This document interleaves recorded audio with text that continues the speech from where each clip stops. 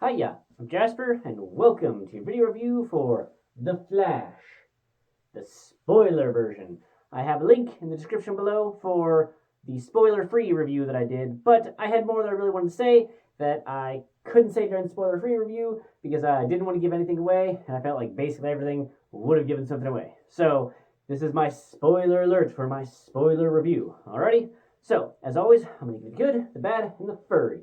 To start with furry, there still isn't any. Moving on to the good and the bad. So, I mentioned that I thought Ezra Miller was a fantastic actor in this, and I stand by that.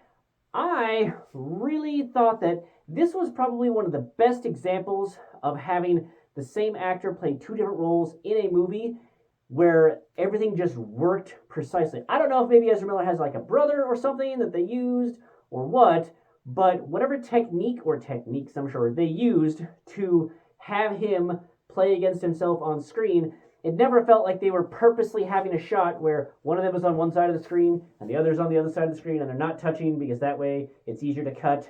And it never felt like, and I found this a lot with the technique initially, is that even, not in this movie, but just when the technique kind of first came out, is that even when you're like having the actor play against the actor, the sight lines, for whatever reason, always seem funky to me.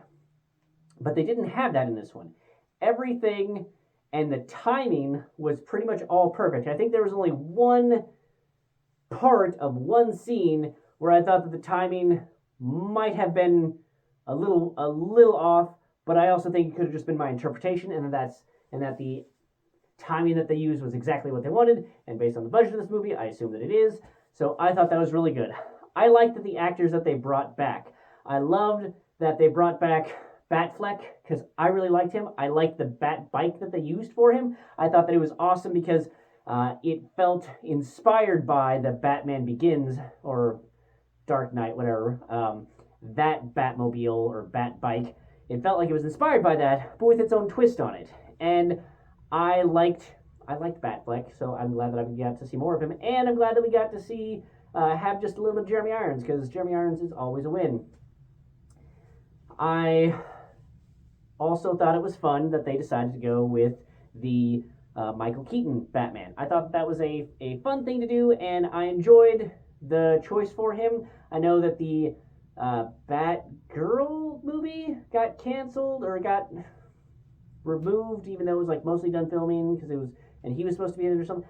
I don't know if this relates to that or if they I have no idea how that factors in. But regardless, I know that Michael Keaton, especially after watching Birdman, seemed to have attached himself to the Batman character, and so it's fun that we got to see him in it.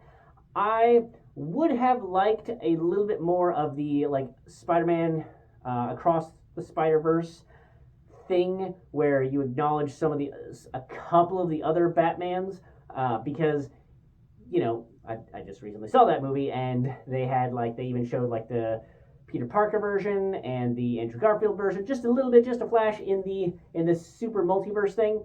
So they did enough where they showed some black and white one, which I assume there was a live action thing for that, or maybe it was just off of the old original comics or something. I don't know. And then you had for Superman, and then you also had the Christopher Reeve Superman. I don't know that there was the Brandon Routh Superman, but I super duper love that they had the Nicolas Cage Superman. So those of you who don't know, Nicolas Cage was, if I recall correctly, originally cast as a Superman in a Superman film, and they got to the costume fitting portion that was basically what you saw there, including the long hair, and then I think something happened with the rights or the funding where that fell through, and so that Superman movie never got made. So I like that they included that.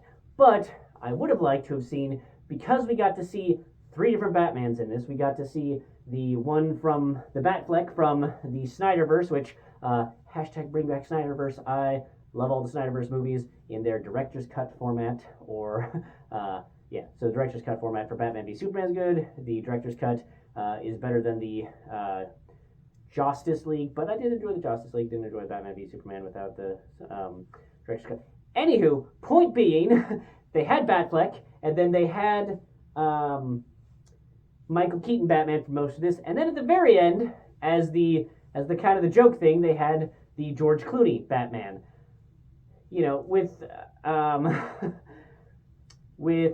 health of Val Kilmer, I can understand why they didn't try and include his Batman, but I kind of would have liked to have seen, you know, the Batman Begins Batman. You know, I enjoyed him and I enjoyed that universe, so I thought it would have been cool if you were able to shoehorn that in somehow in a nice way. But you weren't, so that's okay.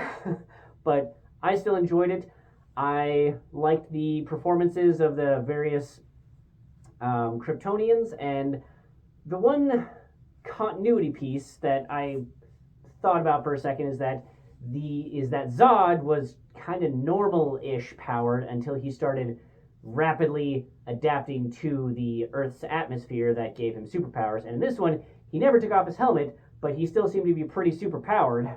But at the same time, this is an alternate universe thing, so there's your explanation. It's an alternate universe, so rules are slightly different.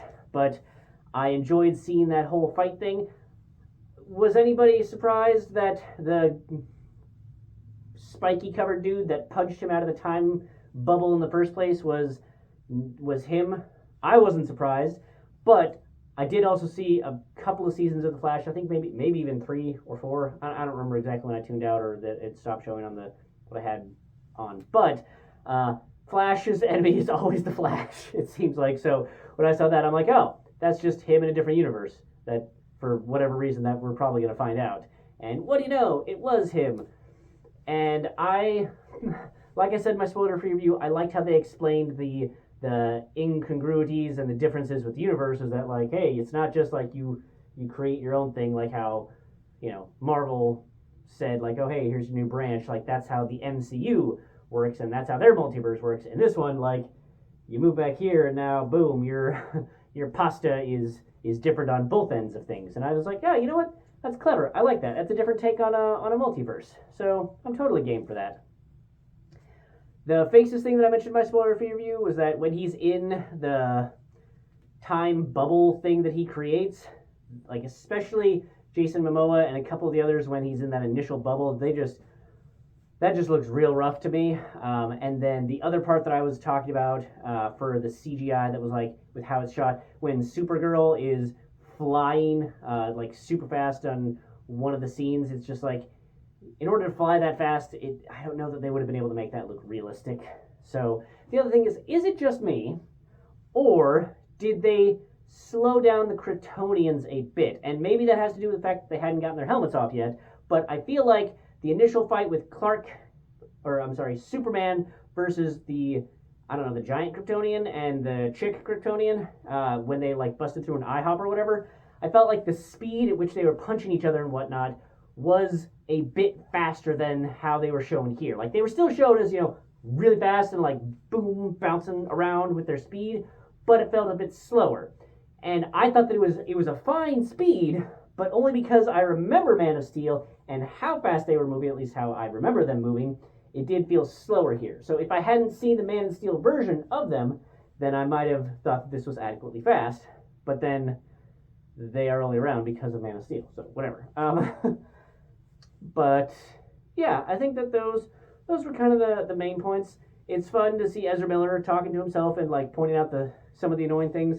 And I liked how they interpreted the like being able to phase through walls thing when he lost his powers thing. Just all the comedic bits worked, and that's one of the things I liked about this, is that it's a DC movie and dealing with some serious matters, but you're dealing with a quippy, funny like character.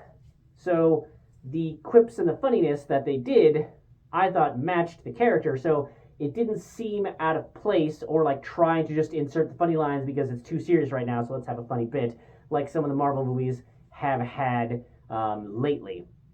So I thought that this was the adequate amount of fun with the serious subject matter. And yeah, it's just a really good time. It is visually interesting, and especially the fights with the Kryptonians, I think, is probably one of my favorite bits from Man of Steel, and it's a really good bit here. But if you have a chance, watch it in theaters. But if not, it's a superhero movie, so yeah. But it does have quite the spectacle, so I'd say give it a shot if you can. And yeah, I think that's all I have for this one. Thanks for coming. Thanks for watching. Hope to see you at the next one. Bye.